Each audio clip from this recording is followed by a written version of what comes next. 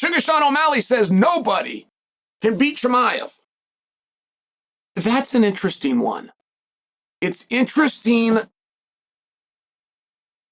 It's interesting in this regard. I also do not know of a style that is going to deal with Chimaev. And of course, we can always throw that there. Well, you got a puncher's chance. Let's just stop with all that.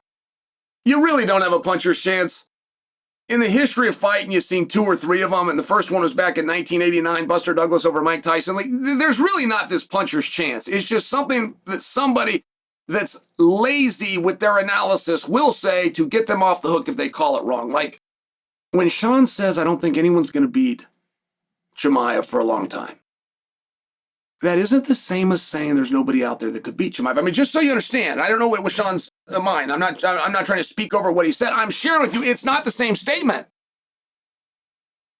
I also don't know that anyone is going to beat Chimaev for a long time, but in order to get the Chimaev opportunity, all I got to do is go and look at the top 5 guys, and that's going to take well over a year to burn through 3 of those 5. And the way this usually works, right? The reason it's a different statement than nobody can beat him. Say nobody's going to beat him. So now you're talking about the guys that can actually get the fight. That's not the same as nobody can beat him. Let me give you a great example. And I'm just going to go to Bo Nickel.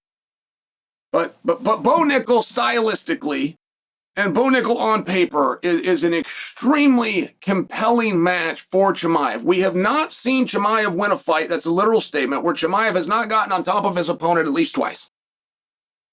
Chimaev's not had a fight, aside from Gerald Meerschaert Jr., where he didn't get on top of his opponent at least twice and use that and gain favor with the judges and wear his opponent down. That in of itself is very interesting. Could he get Bo down? And most importantly, could Bo get him down? Like, it's just interesting. Whatever you want to do with that, it's just interesting. But the reason I bring that up, if you were to look at Alex Pereira, who got on one hell of a run, what did Pereira have? He had 5 fights. He had 5 fights in 20 months and 4 of them were world title fights. What was that run that he just got done doing last year when he ran into Uncle Live? But the guy that got the closest was the guy that was ranked the lowest. The guy that got the closest to beating Alex Pereira was Roundtree. They were going into the 3rd round. Roundtree was up 2 rounds to nothing. He got the closest. And many would have never predicted Roundtree would get the fight. He was number 8 at the time. Just for an example for you. Uncle Live was right there.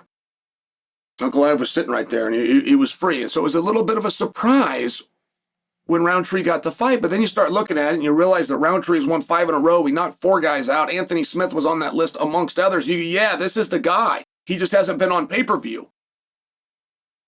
And he went out and he had a great matchup. But I'm just sharing that those are where most of those upsets come from.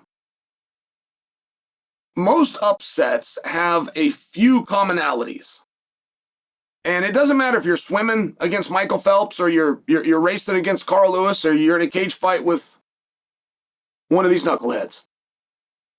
The commonality to an upset, number 1, is that the person who's upset finds themselves in a match harder than they thought it was going to be.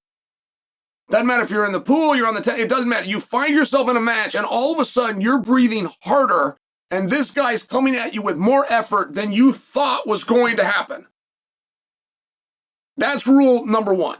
When you see upsets, guys, they're not based on a physicality. They're based on a mentality.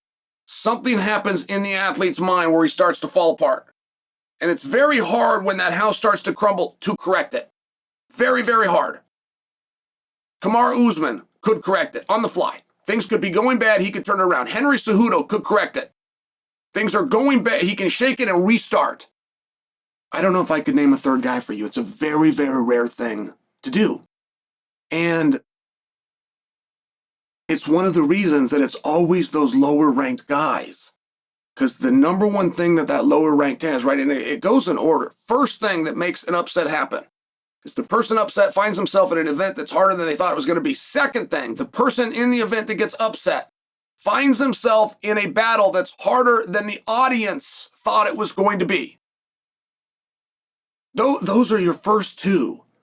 And then it all starts to unravel after that. But I'm just sharing with you, that's why it's usually these lower ranked guys. That's why TJ Dillashaw over Hidden Barao, which at the time that it happened was the biggest upset to result in a changing of a title. 7-1 underdog is what TJ Dillashaw was. But because he's with 7-1 dog, they didn't even think he was going to get the fight. He gets in there with Barao that's on a streak, and all of a sudden, Barao is in a fight harder than he thought it was going to be and harder than the audience thought it was going to be. Boom, there's your upset. So, nobody's going to beat Chimaev versus nobody can beat Chimaev. They're different statements, but you might find them both to be true. You might.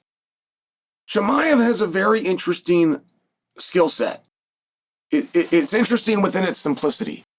It's not complicated. This is not Mighty Mouse or Anthony Pettis running up cages. This is not Jon Jones coming out with some new technique that you never seen before. It's a double leg. And a double leg from the history of this sport has been very effective until the person firing the doubles gets tired. And the commentary on Chimaev was he's got a good double leg, but he can't do it for 25 minutes because he gets tired. And I believe that commentary has now been removed. But what do you think? I mean, is that the invincible force? Because from a dynamic standpoint, he has shown the least of any champion that we have. From an invincibility standpoint, aside from Ilia Topuria, he's the only undefeated champion that we have.